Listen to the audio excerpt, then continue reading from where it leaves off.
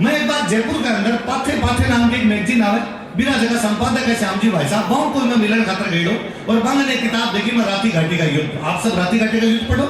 मैं राती घाटी का युद्ध वाली में किताब देखी। मैं वह भाई साहब ने कहो कि भाई साहब आ किताब तो कहो आपने बीकानेर का राइटर है जानकी नारायण जी सिरमाली और बे आ किताब लिखी राती घाटी का, तू ले जा तू पढ़ लीजिए। मैं भी किताब लिया पढ़ी, मन घना इंटरेस्ट है भी किताब में। मैं दिवाली पर घर छुट्टी आए तो मारे इच्छा हुई कि मैं जानकी नारायण जी सिरमाली मिल के आऊँ, पर मैं सर घर एड्रेस कौन जान तो मैं सर ने जान तो कोनी, वो भी जरूरी कोनी मेरे मिलसी या कोनी मिलसी। मैं वापस वहाँ भाई साहब ने फोन करो कि भाई साहब मन जानकी नारायण जी सिरमाली मिलनो है, आप यदि टाइम दिला सको तो। भाई साहब बीकानेर के पास का ही है, तो मैं बीकानेर आया हूँ, मैं काल बीकानेर आऊँ, मैं गाँव बढ़ काल बीकानेर आऊँ, मैं तेरे सागे चाल छू आप जानकी नारायण जी सिरमाली मिल जा।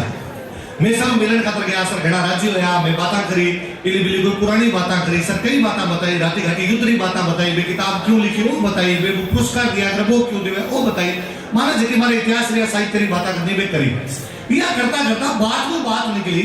तो मैं जानकी नारायण जी सिरमाली 80 साल की उम्र रहा है, स्वस्थ है, एकदम हेल्दी है। मैं बताऊंता बतायो कि जब जेठ सी हो, जब राती घाटी रे युद्ध में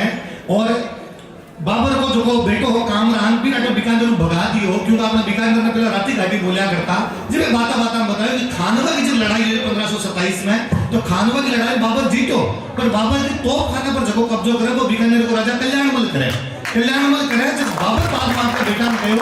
सुनो बात, पहली मत बजाओ, सुनो बात।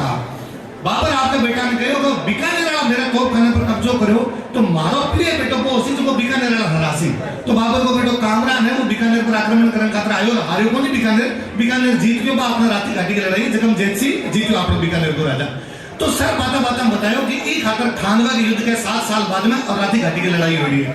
और राती घाटी की लड़ाई और जो जेतसी है वो भी 7 साल बाद में और मालदेव के खिलाफ लड़ते हुए मारे गए, और वो 100वें गांव में मरे। कौन से गांव में? 100वें गांव में लड़ते मर गए। तो मैं ऑब्जेक्शन करो, मैं ना सर वो थारे याद को नहीं, वो 100वें गांव में को नहीं, वो साहेबा गांव में या पाहेबा गांव में बेगतर कहीं था। मैं जो हमारे किताब में पढ़े है कि साहेबा या पाहेबा नाम का गांव है, बेकर बावड़ा कोई साहेबा पाहेबा को नहीं, वो आपने 33 किलोमीटर दूर 100 गांव है, इस 100 गांव की लड़ाई है, लेकिन तारा किताब बड़ा साहेबा पाहेबा बना दियो। अब अचरज की बात आई कि मन जगह श्याम जी भाई साहब मिलान खाकर ले गया, मैं 100 गांव का बेकर ये गांव को मैं ही हूं, तो हमारे गांव में लड़ाई हुई है, क्यों आता तो माने ही क्या। दूसरे दिन मैं भाई साहब के साथे गयो, आपने 100 गांव में जो शमशान घाट है बिना सारा अभिलेख छान मारे हमें, जो पतो चले वो पूरी लड़ाई आपने हटा हुई है, वो 100 जगह हिंदी की किताब बड़ा साहेबा लिख गया, और आपने बीकानेर के किताब तक न कौन जाने वो साहेबा है पाहेबा पढ़े बैठे, मैं पढ़ाने वाला सारा गलत पढ़ा देवा, पढ़ने वाला सारा टाबर गलत पढ़े हुआ, कितने बरस गलत पढ़े हुए, क्योंकि न तो भाषा की जानकारी ना इतिहास की जानकारी है।